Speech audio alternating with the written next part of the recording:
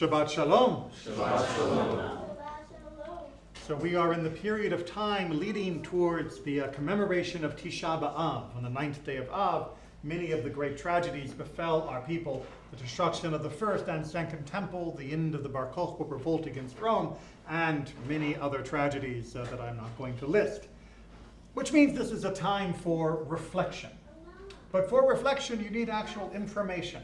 I remember when I was a student, the most frustrating thing that would ever happen to me would mean the teacher would return an assignment with a grade and nothing else.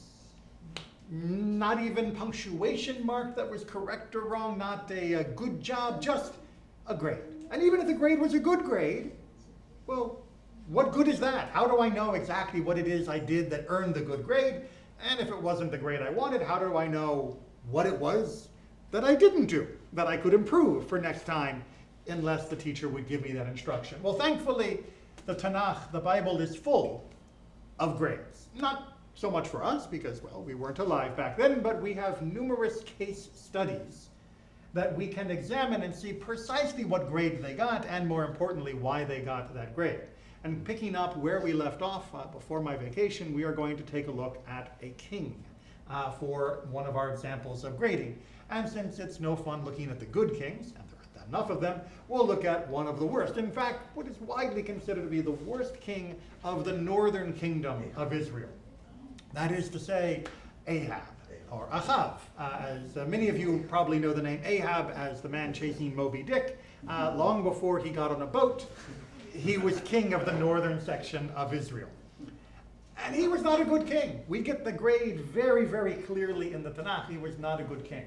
He murdered the prophets of God because they spoke out against the idol worship that he and his wife Jezebel were instituting. He ruined the nation around him. But the Tanakh will choose exactly which one of his crimes to focus on before making the final edict about his rottenness. And you might think that with his foulness towards God and his persecution of God's people, that would be foremost in the grading critique. But no. What's that? The field of Matot. The field of Navot. The vineyard of Navot is the episode that gets the actual grade. Now, what is the story of the vineyard of Navot? I forgive you if you don't know this off the top of your head. It is absolutely an amazing story, and one that has continued to resonate throughout time, so pay attention, because I can guarantee that it is still infinitely relevant today. The field of Navot begins with a simple observation. King Ahab, the king of northern Israel, he was a little interested in a parcel of land. You see, near his palace, there was a piece of land that was owned by a man named Navot. And this vineyard was lovely, and Ahab wanted it. He wanted to add that land to his own parcel. So he went to Navot and he said, "Hey, neighbor, let's make a deal. I'll pay you whatever you want for this, or I'll even give you another vineyard just as good, but I want this vineyard because it's nice and because it's next to my current palace, so it just makes sense for me to amalgamate them." And Navot responded by saying, "Chas v'chalila, how can I even imagine letting go of this land that was given to my ancestors, that is part of my heritage? I'm sorry, I can't sell." Now, in a normal circumstance, end of story, right? But as I mentioned, Ahab was not a very good king. So instead, he goes home and acts like a petulant child. He can't eat, he can't sleep, he has been thwarted, and he is so beside himself. And so his wife, like any good wife who happens to be a rotten person, comes up to him, and Jezebel says, "My dear, what's the problem?" He says, "I want to buy the field of Navot, but Navot won't sell, and now I'm beside myself." And she says, "Don't worry, we can fix this." First she says, this is your chance to act like a king, which shows you exactly what her foreign concept, for she was a foreigner, of a king was, which was to take what you want. But she has a plan. She will get this field for her husband, which apparently in her book is what it means to be like a king. So she writes off to some of the town leaders within the area that Navot lives in, and says, "I need you to find two scoundrels, two men of low character. And I want you to proclaim a fast, which was a normal sort of thing, and then when the fast is over, there will be a feast, and then at the feast, sit these two scoundrels near Matot. And they are to suddenly leap up and go, "Ah, Matot just cursed God and the king," and claim that he has committed a capital offense. Now, there's no DNA, there's no CCTV recordings, there is no evidence other than verbal testimony of eyewitnesses. And if two people are able to testify and their testimony can't be contradicted, that's enough for a conviction. So, Matot is hauled off the trial as these two lie through their teeth saying that Matot has cursed God and the king. The jury the Beit Din, the court finds him guilty, and Matot is executed. Right. And then Ahab strolls in, and he takes his field. So what's wrong? He's acting like a king, isn't he? Why is this the story that the Tanakh gives us? Because at the very end, the prophet Elijah comes up to him and says, you know, you haven't been such a great king, but because of what you did with Matot, the dogs will lick your blood. Meaning you are going to die, and your wife will die in horrible ways. Your line will end here. Someone else will become king after you. It's done. I mean, all he did was murder, regale, and steal a field. I mean, compared to everything else he had done, isn't that small potatoes? I mean, he'd murdered a bunch of other people before. He'd stolen lots of other stuff before. Why give us this feedback on this assignment to tell us that Ahab has got a failing grade? Well, what is the underlying crimes? Because there are many that are taking place in this episode. Point out something that was fundamentally wrong with what Ahab did. Lying. But what is the lie? Because they made it up. But what precisely was the lie? He cursed God. That he cursed God. That he cursed God. So notice the hypocrisy. Ahab is a full-on idol worshiper at this point, and is promoting idol worship, and has actually murdered the prophets of God who speak for God. Ahab is somebody who curses God with every action of his being. Yeah.